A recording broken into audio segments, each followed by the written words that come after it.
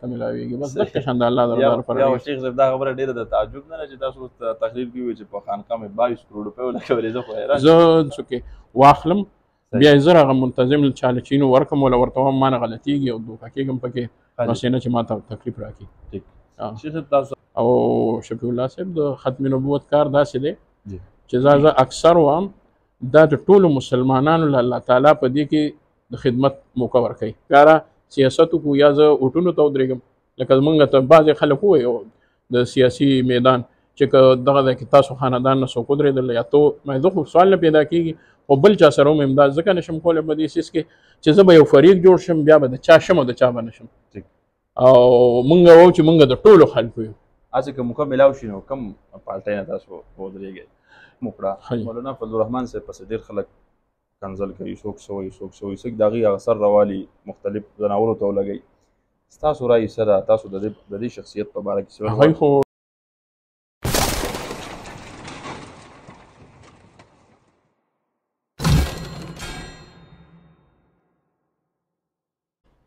بسم الله الرحمن الرحیم السلام علیکم ورحمۃ اللہ وبرکاتہ قدرمنو کتونکو تاسو ګورئ همدن ټي وي زه یم ستاسو کوربه شفیع الله پروګرام عام نظر سره یو ځل بیا ستاسو خدمت کې حاضر یم الحمدلله نن زما لپاره یو ځل بیا ډېر د فخر او د خوشحالۍ خبره ده چې موږ سره نن انټرویو کې یو ځل بیا د ذل ثوابۍ د ختم نبوت امیر شیخ القرآن مولانا اعزاز الحق صاحب موجود دی او دا زما لپاره د خوشحالۍ خبر ده الحمدلله زه د خپل کلي د دې علاقې د علما کرامو هم شکریا ادا کوم چې چېرته داسې ښکلی محفل وي داسې ښه میلمه راشي قدرمن زموږ دپاره دا خلک اصل کې قدرمن خلک زموږ دپاره دا دی زموږ دپاره قابل فخر خلک هم دقه دی هغوی سره زموږ د ناستې موقع میلاو شي شیخ صاحب ډېره مهرباني ستاسو د قیمتي وخت راکولی شنګلې ته به راتګ تاسو ته هرکلی شیخ صاحب تاسو تذکره وکړو تاسو وایي 10 کاله مخکې راغلی وم او 11 سال بعد رالی تاسو خو اگر چې د شپې رالی خو څه بدلون یا څه کمی پیشې په نظر راغی که نو شفیع الله صاحب ستاسو او مولانا واجد الله صاحب دی جاوید صاحب دی مولانا ذاکر الله صاحب دی د ټولو علماو ډېر شکریا ادا کوم بیا خصوصا تاسو د دې مجلس او د دې کانفرنس ټولې دنیا ته مو دا پیغام ورکړو دا مو ورته ورسول الله دې ورته د خیر ذریعې سره ورسولی کړي ستاسو دغه همدم کوم چې د ټي وي او د همدم دا کوم پروګرام دی دې له دې الله تعالی نور هم د خیر او د برکت والا ترقي ورکړي امین انو کمې خو نه او ډېر ښکلیوالی محسوسوم او د دې خلکو هغه محبت کې ډېر نور مو اضافه شوې ده په دې ډېر خوشحاله شوم چې د پښتو روایت الحمدلله دلته کمیږي نه سیوا کېږي او دیني دا هم دیني اقدار هم دي زموږ د پښتو روایت هم دي مېلمنو له داسې عزت ورکول الله دې دا ټوله علاقه سره ستاسو د عزت زندګي نصیب کړي بله اوس مې په لاره باندې وې ډېر دومره دنیا او دومره خلک هغوی په دې مجلس کې په دې محفل کې شریک شو چې زما خو حیران شوم او ډېر خوشحاله شوم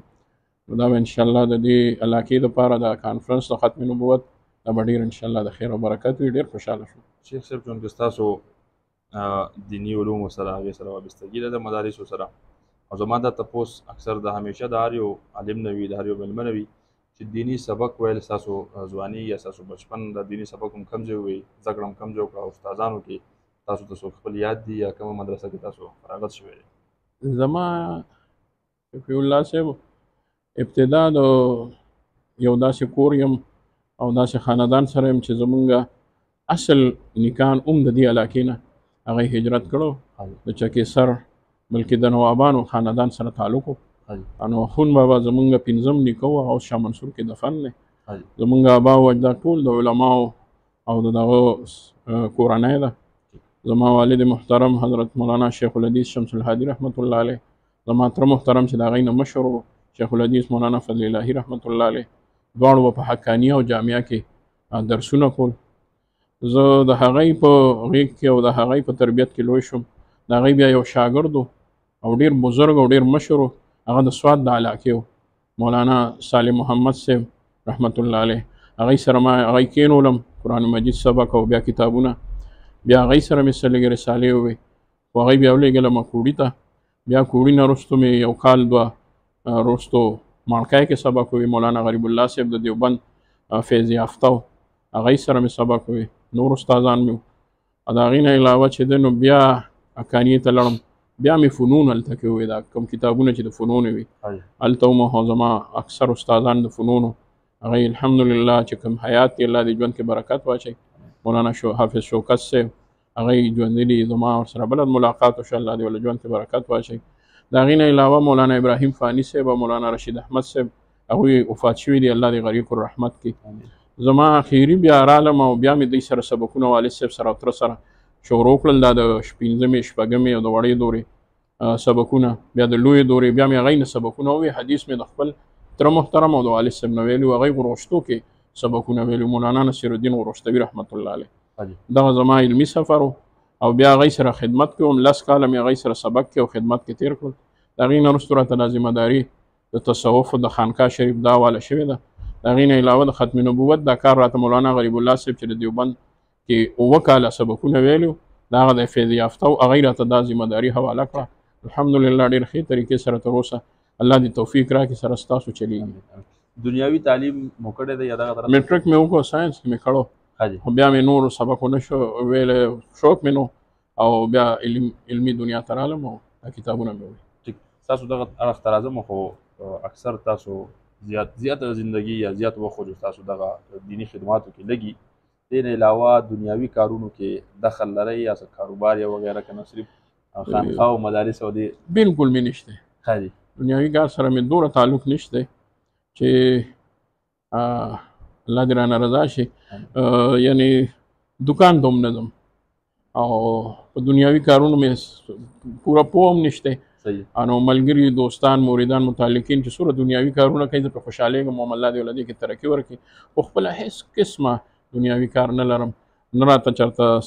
داسې د دنیا د طرف نه د چا څه اپر کېږي تنخوا راته میلاویږي بس دغه شان د الله د رضا لپاره یا شیخ صاحب دا خبره ډېره د تعجب نه ده چې تاسو تقریر کې وایي چې په خانقاه مې 22 کروڑ روپۍ ولګولې زه خو حیران زه خپله حیران یم چې ما دا له چا نه واورېدل چې دا به څنګه شوي او هغوی چې چا جمع کوله نو هغوی داسې ووایي خو نه یم پوه شوی چې دا څنګه راغلي دي خو چې راوړي دي نو بس چا راوړي دي دومره مې ورته دعا کړې ده پیسې هم لاسو کې واخلم بیا یې زه هغه منتظم چاله چې نو ورکړم وله ورته وایم ما نه غلطېږي او دوکه کېږم پکې بس یې نه چې ما ته تکلیف راکړي شیخ صاحب تاسو سره اهمه ذمهواري دا خو زموږ د ټولو د بهرحال خو تاسو ژوند کې د ظل صحابه امیر یې د ختم نبوت څومره چې موږ وکتې مدارس سیوا شو علما کرام سیوا شو دغه تحریک کې نور هم تیزوالی راغی خو د هغې اپوزیټ حالات چې دي هغه بیا هم خرابېږي او بارها پیرې په ختم نبوت باندې ټیکس چې دي هغه کېږي وجه څه کېدی شي دا روکتام به څنګه کېږي اصل کې زمونږ خپل کوششونه چې دي نو هغه خو زمونږ کوششونه دي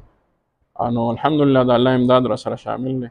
زمونږ مقابل چې دی نو قادیانیت نه دی یوازې زمونږ مقابل قادیانیان نه دي چې هغه یو ګروپ دی او هغوی زمونږ مقابل دي که هغه یو نو هغه خو لږ غونتې خلک دی ختم شوي به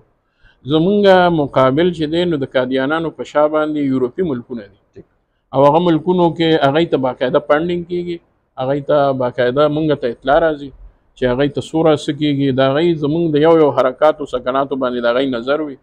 هغوی زمونږ په یو کار باندې نه دي خوشحاله کوشش کوي نو چونکې د هغوی خپل کوششونه دي خو الله یې ناکامه کوي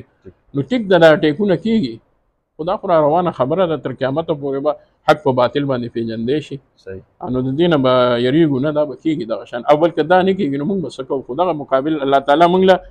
د موقع راکړي چې دا هم یو خدمت دی دا وکړه دا وکړه دا وکړه او شفیع الله صاحب د ختم نبوت کار داسې دی چې زه اکثر وایم دا د ټولو مسلمانانو له الله تعالی په دې کې د خدمت موقع ورکوي مدرسه کې زمونږ څوک خدمت نشي کولی ختم نبوت کې کولی شي د دې نه علم سره تعلق شته نه تعلیم سره تعلق شته نه د نوکرای وزارت سره تعلق شته نه د مال سره تعلق شته بس خو د نبی علیه الصلاۃ والسلام په ناموس د ختم نبوت او د رسالت باندې خپل اوقات تیرول د ختم نبوت خدمت سیاست سره تعلق ساتي یا دغه طرف ته مشوق شته سیاست سره تعلق دا دی چې د علماو سره متعلق دی الحمدلله او علما را سره تعلق ساتي خانقاه شریف ته مو راځي خو زمونږ دا کار داسې غونته دی چې دې کې مونږ هر چاته یو شان نظر باندې ګورو خانقاه ته مسلمانان خو خود الحمدلله د هر جماعت راتلی شي هندو ورته هم راتلی شي هغه ورته هم راتلی شي الله تعالی هغه ته هدایت وکړو دا دروازې د چا دپاره بندې نه دي نو که مونږ ښکاره سیاست وکړو یا زه اوټونو ته ودرېږم لکه زمونږ ته بعضې خلک ووایي د سیاسي میدان چې دغه د کې تاسو خاندان نه څوک ودرېدل یا تو مې زه خو سوال نه پیدا کېږي خو بل چا سره هم امداد ځکه نشم کولی په دې سیس کې چې زه به یو فریق جوړ شم بیا به د چا شم او د چا به نه شم او مونږ وو چې مونږ د ټولو خلکو یو. هسې که موقع میلاو شي نو کوم پارټۍ نه تاسو ودرېږئ؟ نو داسې موقع د میلاوېدو تصور مې نه دی کړی چېرته او چې لکه شیخ صاحب بعضې علما کرام ما اورېدلي دي هغوی چې سیاست جدا څیز دی او علم چې دی دا نه سیاست جدا شی نه دی. اوس زه پیر یم نو ټول علما پیري نشي کولی نو دا هغه مني چې پیر صحیح ده تصوف صحیح شی دی خو کولی نشي. اوس زه سیاست نشم کولی خو سیاست ته غلط نه وم کوم زمونږ چې علما سیاست کوي هغوی الحمدلله په خپل نهج روان دي هغوی زمونږ په دې کې مشران دي که مونږ دې کې هغوی سره چیړ چاړ کوو نو د هغوی کار به هم روان شي زمونږ کار به هم ښه دا ده چې مونږ هغوی دغه خپل کار ته پرېږدو دا شعبې دي د دین څوک به درس کوي څوک به تصوف خانقاه چلوي څوک به چې دی نو سیاست کوي په دې کې زمونږ مشران دي لکه قائد جمعیت مولانا فضل الرحمن صاحب دامت برکاتهم العالیه نور زمونږ مشران دي هغوی ټول الحمدلله په دې میدان کې مخکې دي او زمونږ د هغوی په قیادت او د هغوی په صلاحیت او د هغوی په قابلیت او د هغوی په دې منصب باندې پوره اطمینان اعتماد. دا تپوس ما د شیخ ادریس صاحب نوم کړی تاسو چونکې تذکره مو کړه مولانا فضل الرحمن صاحب پسې ډېر خلک کنځل کوي څوک څه وایي څوک څه وایي څوک د هغوی اثر راوالي مختلف ځناورو ته ولګوي ستاسو رایې څه ده تاسو د دې شخصیت په باره کې څه هغوی خو ډېر لوی خلک دی زه خو هم د هسې د یو مؤمن او د یو انسان ومه تحقیر نه دی پکار او خو ډېر لوی خلک دی داسې قسمه سوچ او داسې قسمه نو هغوی ناپوهي ده خو زه به د هغې خلکو باره کوم چې الله دې ورته هدایت وکړي داسې قسمه شی نه دی پکار خصوصا زما ځوانانو ته دا یو ریکویسټ او درخواست دی چې داسې څیز کې د ادب او د عزت او د دین لمن مه پرېږدئ دغه شی محفوظ وساتئ. شیخ صاحب اخري تپوس تاسو هم ستړي یې کوم لهجه کې چې تاسو بیان کوئ انداز هغه ډېر زیات پوسوالی دی پکې او ډېر زر اثر کوي څه کوئ دې دپاره څه خاص کتاب ګورئ یا د چا تقریر اورئ د چا نه نو پوس خو به نو دا اوس خو مې ډېر غوسه کې وکړو پته نه لګي څه وجه وه او یاره کتاب مې بالکل اوس د دې لپاره چې دا بیان به کومه یا څه دا خو نن راته په لاره پته ولګېده چې د ختم نبوت موضوع هم ده هسې راته هغه ټایم باندې تپوس وکړم چې اوس به څه وایم او څه به کوم او دا څه راغلی نو هغه موقع سره الله چې مې زړه ته څه راولي خو دا وایم چې زه د تقریر لپاره نه کوم زه د الله نه وغواړم الله دا خلک راغلي دي نو سمې به ته اړونه به ولته بدلې خو زما په ژبه هغه خبرې راولي چې د دوی زړه ته پرېوځي او تا خپل کړي او ته خپل شي. شیخ صاحب بس پروګرام ختمو اخر کې چونکې شانګله کې ناست خصوص د شانګلې خلکو ته بیا نورو خلکو ته موږ دپاره اخري نصیحت د شانګلې او د دې علاقې چې څنګه ښکلا ده او څنګه ښایسته علاقه ده نو خلک هم دغه شان ښکلي دي او زما ورته دا درخواست دی چې د خپل ښایست دا دغه شان دی الله ستاسو لري او تاسو هم د دې برقرار پاتې کېدو دپاره هلې ځلې کوئ بوډاګان د خپل روایت نه پرېږدي ځوانان د خپل خدمت او د محبت دا روایت نه پرېږدي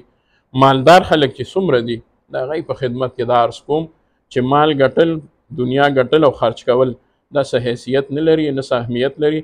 دې کې علماو سره تعلق ساتئ محبت ساتئ په ښو کارونو کې د لګولو دپاره هلې ځلې کوئ چې الله تعالی مو دا مال ومو په ښو ځایونو کې خرچ کړي او الله تعالی په مال کې برکت درکړي باقي عوامو توام د دې علاقې چې امن راولئ نو دا به هم ستاسو د لاسه راځي غلا غلطي نشو تماشو او د دهشتګردۍ نه ځان وساتئ د امن ماحول پیدا کړئ څنګه چې د علاقې د امن لپاره مشورې وي الله دې ټول پاکستان سره دلته کې امن قایم کړي. جزاکم الله ډېره مهرباني قدرمنو کتونکو تاسو د شیخ صاحب خبرې اترې واورېدې او الحمدلله زما لپاره ډېره د فخر خبره ده زما د ژوند یو اهم مطلب دا دی چې زما یو خواهش و چې یاره الله پاک نن هغه هم پوره کړو موږ دې وخت کې په پورن کې د جاوید علي خان په حجره کې ناست یو پروګرام پای ته رسېږي خپل ګوربشپ الله ته ورکړي اجازه وګورئ همدم ټي وي. جزاکم الله بارک الله مهرباني.